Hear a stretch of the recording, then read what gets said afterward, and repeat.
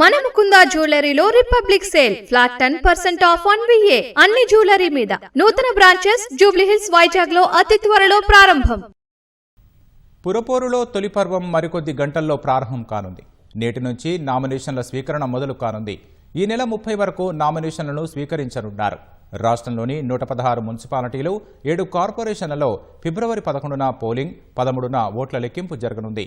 ఎన్నికల్లో పోటీకి ఎవరు అర్హులు, డిపాజిట్ ఎంత చెల్లించాలి, ఎవరు ప్రతిపాదించాలి, బీఫామ్ ఎప్పట్లోగా సమర్పించాలి, ఎన్నికల వ్యయ పరిమితి ఎంత, ఎస్ఈసీ మార్గదర్శకాలేమిటో ఈ కథనంలో చూద్దాం.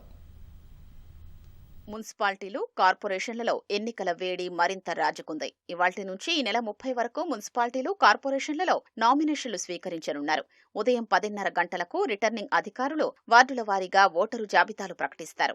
ఉదయం 10:30 నుంచి సాయంత్రం 5 గంటల వరకు నామినేషన్లు స్వీకరిస్తారు. ఈ నెల 31వ తేదీ ఉదయం 11 గంటల నుంచి నామినేషన్లు పరిశీలించి చెల్లుబాటైన నామినేషన్ల వివరాల్ని ప్రకటిస్తారు. తిరస్కరించిన నామినేషన్లపై అభ్యంతరాలు ఉంటే ఫిబ్రవరి 1న అప్పీళ్లు స్వీకరించి 2వ తేదీలోగా పరిష్కరిస్తారు. ఫిబ్రవరి 3న నామినేషన్ల ఉపసంహరణ గడువు ముగిసిన తర్వాత అదే రోజు మధ్యాహ్నం 3 గంటలకు పోటీలో ఉన్న అభ్యర్థుల వివరాలు ప్రకటిస్తారు. రాష్ట్ర వ్యాప్తంగా 116 మున్సిపాలిటీలు, 7 కార్పొరేషన్లలోని 2996 వార్డుల్లో ఎన్నికలు జరగనున్నాయి. ఫిబ్రవరి 11న ఉదయం 7 గంటల నుంచి సాయంత్రం 5 వరకు పోలింగ్ జరుగుతుంది. ఎక్కడైనా రీపోలింగ్ అవసరమైతే మరుసటి రోజున నిర్వహిస్తారు. ఫిబ్రవరి 13వ తేదీ ఉదయం 8 గంటల నుంచి ఓట్లు లెక్కించి ఫలితాలు ప్రకటిస్తారు. మున్సిపాలిటీల చైర్పర్సన్లు, వైస్ చైర్పర్సన్లు, కార్పొరేషన్ల మేయర్లు, డిప్యూటీ మేయర్ల ఎన్నిక కోసం ఫిబ్రవరి 14న నోటీసు జారీ చేస్తారు.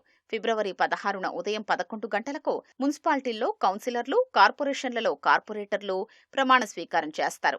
అదే రోజున మధ్యాహ్నం 12:30 గంటలకు మున్సిపల్ చైర్పర్సన్లు, వైస్ చైర్పర్సన్లు, కార్పొరేషన్ల మేయర్లు, డిప్యూటీ మేయర్ల ఎన్నిక నిర్వహిస్తారు. ఎన్నికల ప్రకటనతో హైదరాబాద్ జిల్లా మినహా రాష్ట్రమంతటా ఎన్నికల కోడ్ అమల్లో ఉంది. సరైన కారణాలు చూపకుండా 50,000కు మించి నగదు ఉంటే సీజ్ చేయనున్నట్లు పోలీసులు స్పష్టం చేశారు.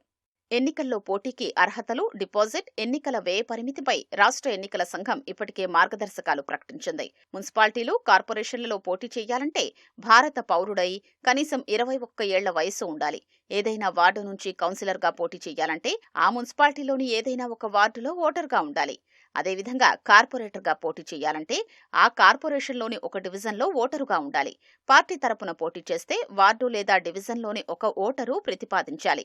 ఇండిపెండెంట్గా బరిలో నిలిస్తే 10 మంది ఓటర్లు ప్రతిపాదించారు. ఒక ఓటరు ఒకరిని మాత్రమే ప్రతిపాదించాలని రాష్ట్ర ఎన్నికల సంఘం స్పష్టం చేసింది.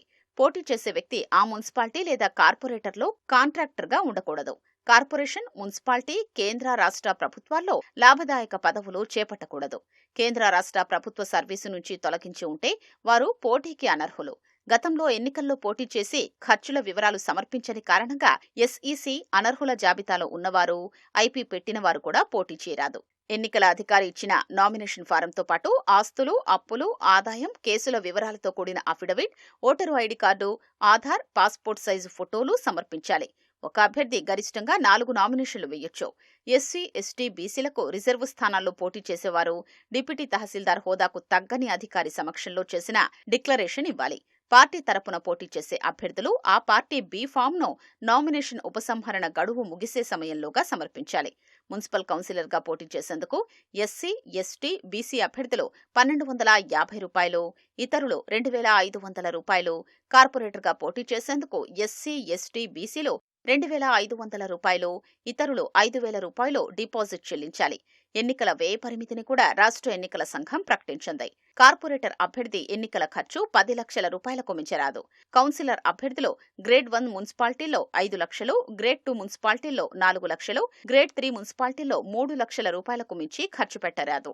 ఫ్లెక్సీలు, బ్యానర్లు, కరపత్రాలు, పోస్టర్లు, వాహనాల అద్దె, మైకులు, సమావేశాల నిర్వహణ, సోషల్ మీడియా ప్రచారం, కార్యకర్తలకు భోజనం ఖర్చులు అభ్యర్థి ఎన్నికల వ్యయంలోకి వస్తాయి. పార్టీ కార్యాలయం, ఎన్నికల కార్యాలయం అద్దెలు, కరెంటు బిల్లులు, సిబ్బంది జీతాలు అభ్యర్థి ఖర్చుల పరిధిలోకి రావు.